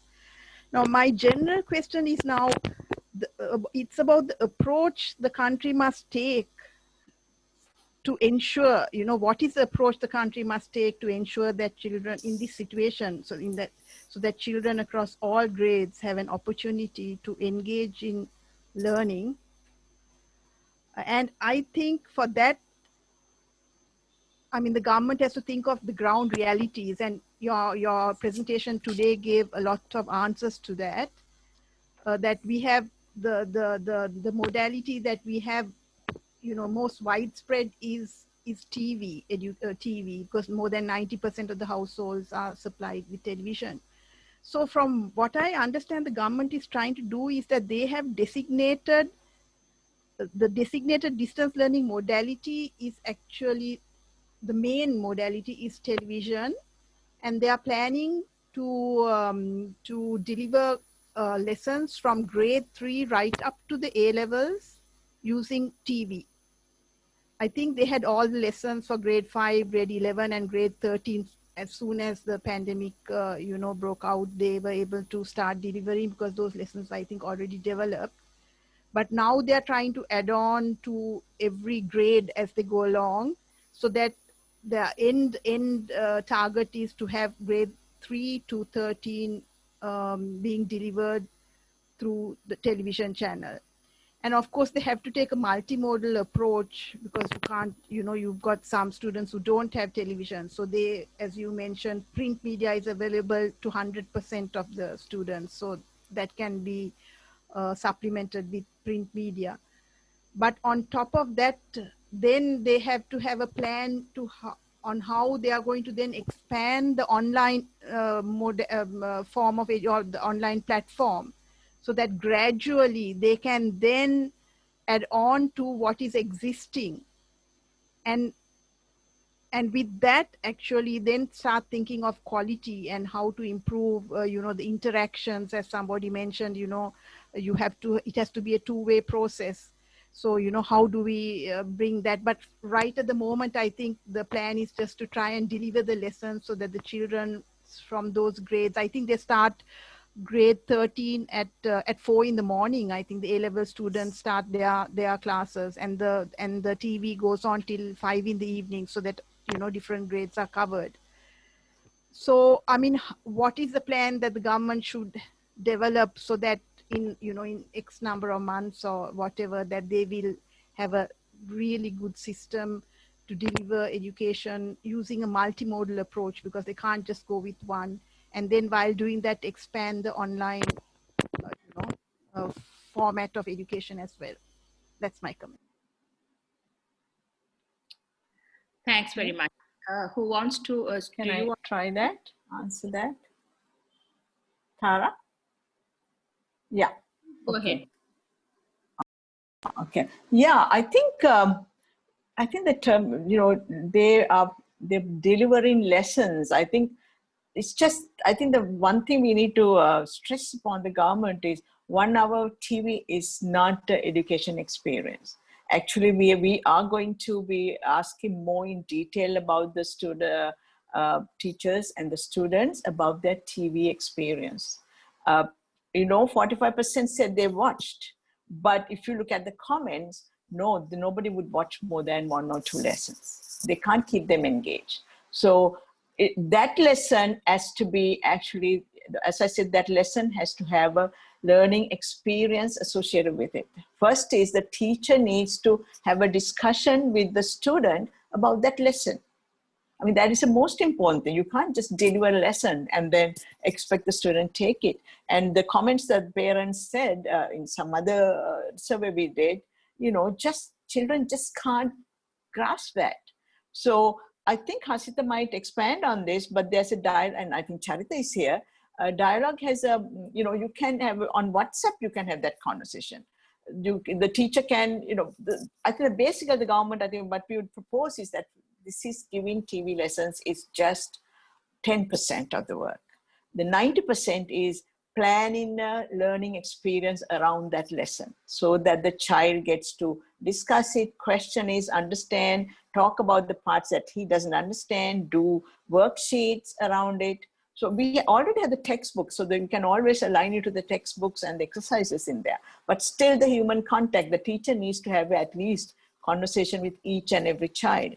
And I think if I understand correct, Dialogue has a service called 1377, where even if the children don't have smartphones, they can initiate a discussion using voice, feature phones.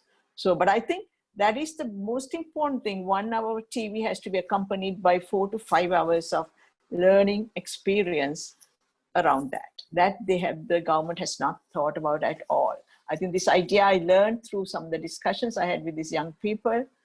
So we come to the conclusion, it's not the technology or the video, it's the learning experience. So what is the learning experience of this particular TV program, 1 hour delivered 5 to 6 or 6 to 7?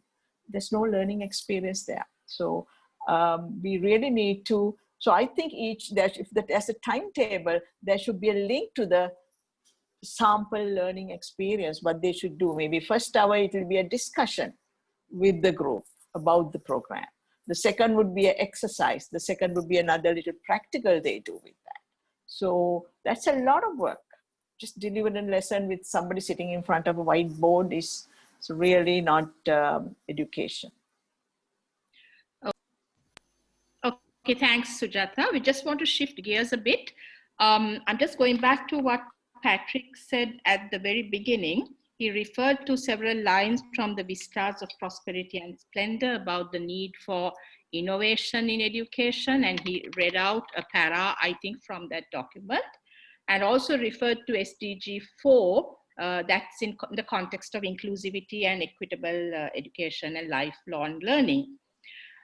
Connected to that, I would really like to invite, we have with us the former Secretary to the Ministry of Digital Infrastructure and ICT, and also a member of the ICTA until very recently, Mr. Vasanta Deshapriya.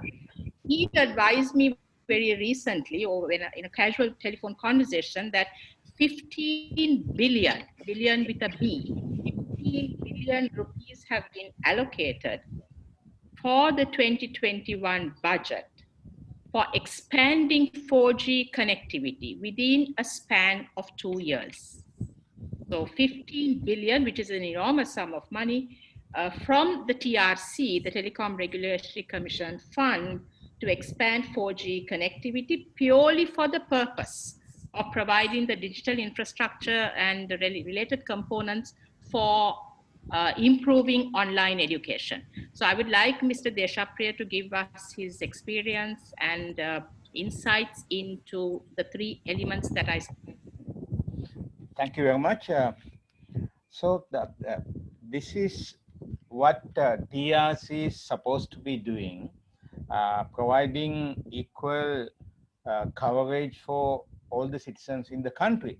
However, sadly, it has not been happening, and for as far as I know, the 4G coverage is not exceeding 50% at maximum in the country. So that is why we are seeing so many pictures, kids traveling in motorbikes to find best locations for 4G reception. This is again, although this ambitious task or objective to provide 100% 4G coverage, I have my doubts because this entire business is running on demand and supply, and it will take more than a year or two to provide at least 80% of the coverage. So my experience is basically, I have been working with number of some of the participants of this meeting. My experience is that distance learning or ICT assisted learning, the core crux is that the content. Basically, I have been working with Hasita Dela and a number of people for developing content that is easier said than done. Simply, right now, currently, if you look at even Itaxalawa, we have PDF mostly, and these are not supporting interactive teaching at all. So if you take one step back, I saw that Dr. Sujata presented that we don't have education outcomes I really identified. Are we going for the paper-based exams? Is that our outcome, or are we looking at providing knowledge, skills, and abilities to the students who can serve in the knowledge society, and at least for this particular decade? In case we go by this status quo paper exams, then I think it is not a huge. I still suggest that promote that we go by TV and radio because the high coverage. However, what I find in I have seen our relative kids are looking at the TV and attending online classes. What I see is in the TV is there is no national level coordination. There are a number of radios, number of TV channels delivering various subjects and syllabi, covering various aspects. So there has to be a national national coordination to ensure that National Rupavahini would cover this in case the ITN wants to do that. Another section, then there has to be a national, other than each channel competing for education content. Then I really love to see that Dr. Sujata's proposal that 1 hour teaching in the TV should follow up by at least 5 to 6 hours of the blended teaching, the teacher following it up. I think these whatever the glorious, ambitious targets that we are having for providing 4G coverage and distributing tabs and so on, this would take years to cover. We won't be able to do anything during this period simply because during the COVID period. It will be a good 4 to 5 year long-term plan to provide digital gadgets, tabs, and whatever that is required for the kids to use in the school or at home. And that should be a long-term plan running in parallel. But our immediate focus should be deliver the content and follow up with the blended learning. It's still blended learning through WhatsApp or whatever the digital media, but there has to be two different media. One is TV, one is WhatsApp or Viber or whatever. Then the students would follow it up, and they could get the learning experience, which is, as Dr. Sujata reiterated, that is what is really needed, not basically parrots that who can repeat whatever they teach, they learn by looking at the TV and following up the online WhatsApp classes. Right, that's all I have to say. Thank you. Thank you so much, Mr. Deshapriya. We have 2 people. We just have 15 minutes more for the discussion, by the way. So we want to go to Charita, who has made a comment, but I'd like him to expand on that. And thereafter to go to Sonal, whose hand has also been raised for a few minutes. Charita, can we hear you, please? Yeah. Well, I mean, this is just a continuation of the many disappointments that we have faced in working with the school's education system. We piloted the 1377 program with, I believe, 100 schools. And many of them fairly soon stopped using the systems, while we have other schools that are using them extremely successfully. And we had given them free access. We have extended that for several more months for those schools, because they're actually, the investment is paying off in the sense that the schools, the teachers are using them and the children are engaged. So this is repeated at, I believe, writ large at all different scales in this sector.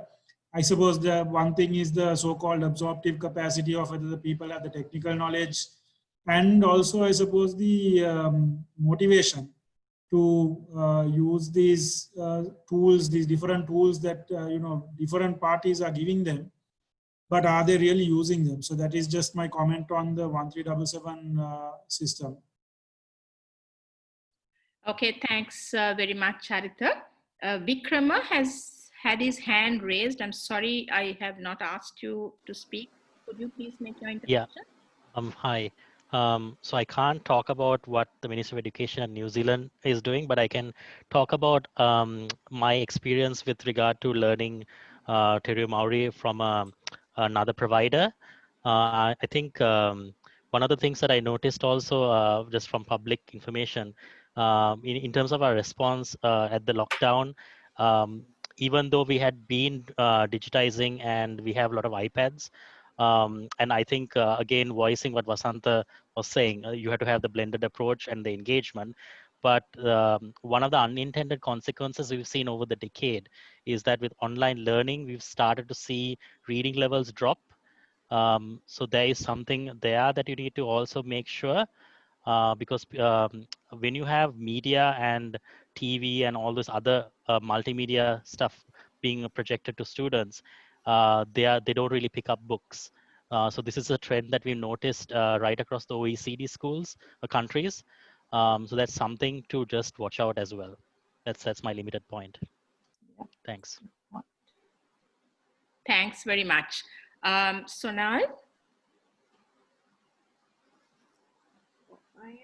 I'm not sure if my hand was raised, but I would take this opportunity to comment on some of the material that we received through our online dialogues with youth. And one of their biggest concern with online learning was this lack of interaction they had with their peers. So I don't know if there is a way to factor that in, and that's a very important point for socializing students. These are kids who have not met their friends suddenly because the schools went into lockdown and there was no way of knowing where their peers are. And a lot of youth did tell us that we miss this whole focus that currently this whole focus is on education and academics, but we miss that other aspect of socializing with the kids, with the other students, and we must not lose sight of that when we are moving to online learning. So that was one point I wanted to make, and the other point I also wanted to make was suddenly parents are a bigger stakeholder in online learning than they were previously when we were in physical schools. So how do we train those parents to actually become more engaged and become more I would say, yeah, engage partners in their students, in their kids' learning. And I think piggybacking on what Vikrama said, I had a friend a couple of years ago who was doing research on a refugee population, and they were engaging parents to read. So they were teaching parents to read, who would then go on and read to the children to increase literacy levels among refugee children. So maybe those are avenues that we also need to explore and acknowledge this bigger role that families and parents and maybe even students as peers are going to be playing in learning. Yeah, thank you. Thank you for that. Patrick, you want to make a comment on that?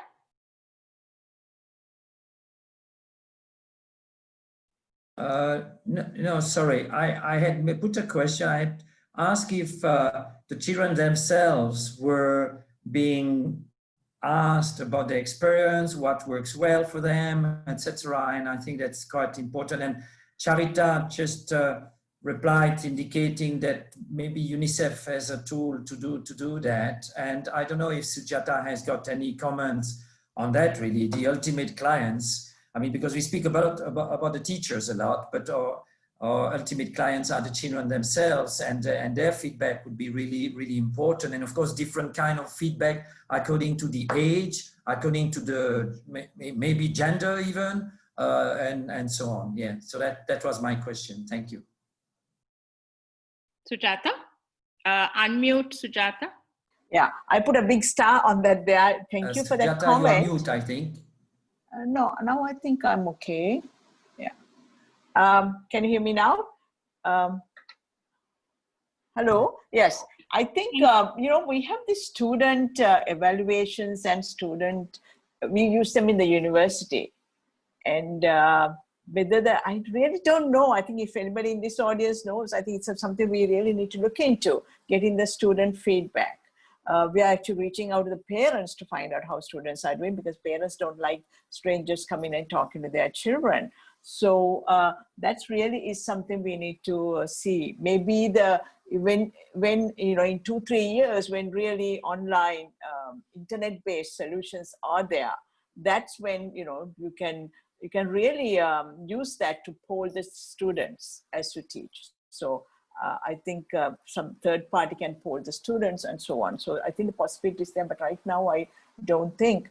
I think the other one is a parent as online engaging parents. I think sometimes we have this problem of total disengagement of lower income, disadvantaged families, and the helicopter parenting by the elite parents. So I think it's more important that the children get the interaction with the teacher. I'd like to ask actually Charita, he said 1377 is used by teachers very well.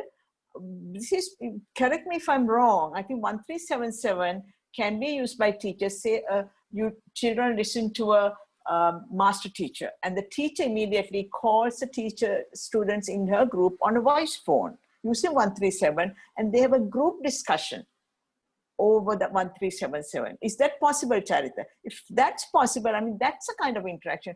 I think I would rather have, if I'm a teacher, I would rather have the parents out of the picture. They can be, we have this, we don't want them hovering over the, screen and looking to see how the teacher is teaching and so on. So I think what's more important is children get as much contact with their teachers and other supplementary teachers, because we have a ratio of student to teacher ratio of 17. So I want to ask Charita again quickly. Charita, you said, is my assumption correct that using 1377, teacher can initiate a discussion with a group even if they don't have smartphones? Correct. That's how it works. So basically, wow. you can have a virtual classroom. The entire classroom can be, and it's your own teacher. It's not like watching some teacher on TV who you don't know. It could be synchronized because we already run 2 education channels on television for the teacher. Honestly, I've been begging every single government servant I meet of whatever stripe, whatever ministry, why aren't you putting educational content from your domain for adults as well outside the time that school isn't running? Because everybody can watch these channels. But it can be, as you said, we honestly hadn't thought of it. Thanks for the idea. Where you can, watch the schedules are published. You can watch 1 hour or 40 minutes or 28 minutes or 22 minutes normally the programs are. And then you can have the conversation offline, offline in the sense with your class teacher. I do want to mention one thing, which is, you can call it youth education, but I have a connection to this organization, but the scout group of a large school, I think, is running one of the most interesting online driven activity program, not necessarily you can call it education, but activities for the boys, where they're setting them challenges, take a photograph of a butterfly or a bird or whatever and share it. all kinds of activities where, you know, you use this channel, but the activities can be in the garden, anywhere around the house, anywhere that they are allowed to go. Because the Scout movement is all about activity-based learning and learning in small groups. So it's broken down along the hierarchy. You have patrols of 6 boys who have to provide the answers for a quiz, and then they decide to between themselves what is the answer that they're going to submit at a patrol level. So this is a pretty innovative, again, an outlier Scout leader. But at the you know, the end of where things are possible, these are things that are happening that I have seen happening. Wow. Thanks very much. That's a really illuminating, Charita. We have just time for one question, and that's Raga, who's had his hand up before we wind up, because we have 4 minutes more to wind up. Raga, can you make your intervention brief, please? Yes, Nusha would do that. Yeah, hi, I am Raga's wife. I would like to share with you our experiences in Madhu Zone. We have developed a program, O-level program, 100 lessons to help students in rural areas and in areas where, you know, teachers' level of English is not exactly up to the mark, to help them to pass O-levels. And we basically trained all the teachers in Madhu Zone to use the program. And I can assure you that all the children are very keen to learn. In Sri Lanka, we don't have a problem with the children, at least probably up to grade 7 or 8. All the children are very interested in learning. And this can be, the way I look at it now is it can be a golden opportunity to really bridge the gap between the rural and the urban in Sri Lanka, especially when it comes to English. We can solve the problem if we develop a really good program, a teacher-friendly program, which can be used by all, you know, by all grades, teachers of all grades. The program has to be aligned with the Sri Lankan curriculum, because that's what the parents want, that's what the teachers want. And the way I look at it, it's really a golden opportunity for us to solve the problems which have been kind of systematic for many, many years here. Thanks very much, Mrs. Alphonsus. Yeah, so before we actually come to the close of this very interesting and exciting discussion, I think most of the objectives we wanted to achieve, we have, in the sense of engaging in a rich dialogue to have an in-depth understanding on the topic. But I would like to specifically direct my question to Patrick and expect him to give us an answer. Listening to what went on in the last 2 hours, and also knowing the background of the kind of sentiments that were expressed in relation to the current capacities and infrastructure Sri Lankan education system has.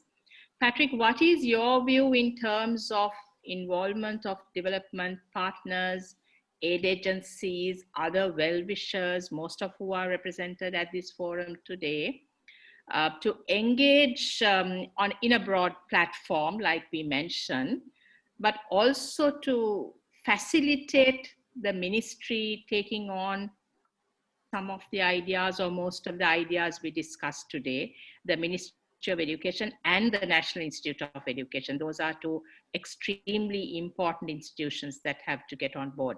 So could you advise us, Patrick, on how we could assist, and or whatever else you have to make as a final comment? Yes, thank you.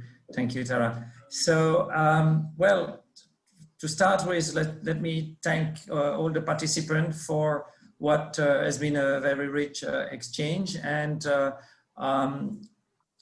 indeed, we had initially planned to have the Ministry of Education, and they're not here, but we all of you, I mean, many of you who are here with us have worked closely with the ministry. We have referred to their work and their aspiration, etc. And so we have a number of development partners that are engaged in the education sector. At the moment, we don't have a specific development partner working group on education. The reason being that the Ministry of Education has traditionally taken the lead, which is totally appropriate and called for the meetings. Having said that, it seems that it may be useful to revisit the need to have a mechanism for the different actors to get together. I mean, obviously we have the heavyweight, we have some missions that come with a considerable financial ability and the capacity to have their voice more easily heard than others. But we certainly feel that this kind of exchange where we have researchers, and thank you again to Dr. Sujata for this excellent presentation, and of course for the Education Forum, Tara, and others to have facilitated and allowed us to get together. But we can see how rich it is when we have private sector. We had today, we had also persons who are doing excellent work at district level in a very discreet way, but they are also keen to be following, as it was mentioned, that kind of national guidelines or policies. So all of these actors, and then we had also some interesting input from the TVET, from the vocational training. And as you know, there's been, we'll have to see what is the latest on that, but you know that in the past, vocational training and then other education system were a bit separated, and then there was some attempt these last few years to have some link there, and this also need to be revisited. Now, in relation to having a platform, it seems that today was a very good start for reviving the establishment of a platform for the development partners. So we will certainly be following up on this on this event with our colleagues. We will share this meeting was recorded. Maybe my apology. Maybe I should have mentioned this. We should have mentioned this at the beginning. And if anybody has got a problem to have the recording shared, please let us know. But I think that it was all very positive and constructive dialogue that we've had. So I wouldn't expect any issue there. So we will share then, if it's allowed, we will share the recording with some of the mission that were not able to come here to be with us today. And then we will see in terms of our development partner coordination framework, how far we can maybe use this opportunity, this event today as a little boost to revive, as I said, this information sharing and coordination between the actors. So I'll just finish by saying thank you. And as I mentioned at the beginning of this meeting, I said I really believe that COVID-19 somehow gives us opportunities. And yes, it's been a crisis situation, but I would sincerely hope that we build upon what has been experienced during this crisis. And if, of course, we all hope that the vaccine will be available, but we hope that we just don't go back to how it was just a year ago, but we use the crisis as a platform to go further. And we spoke a lot about interaction within Sri Lanka between urban and rural, etc., and different actors. And of course, this opens also the horizon for Sri Lanka to interact with other countries. South-South dialogue and children of Sri Lanka, teachers of Sri Lanka, why not, can interact with teachers of other countries. And just a way that we can interact with some of our relatives who are maybe in other countries out of Sri Lanka.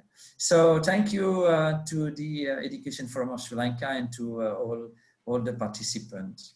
Thanks. Thanks very much, Patrick. And definitely it's a big thank you from us to you and the development Secretariat for allowing and facilitating this to happen. So on behalf of the both of us personally and from the Education Forum Sri Lanka, to say a big thank you to everybody, and also to wind up the session, I'm going to hand over the mic to Sujata. Actually, I think it's time to, I have one little idea I'd like to throw out. Is it possible for somebody, some organization to syndicate all this content?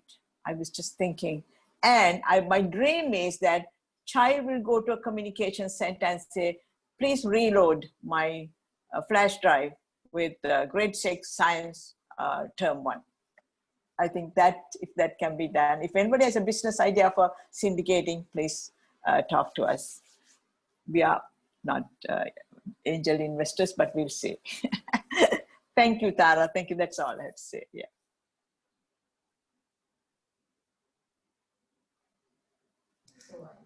Bye-bye. Thank you.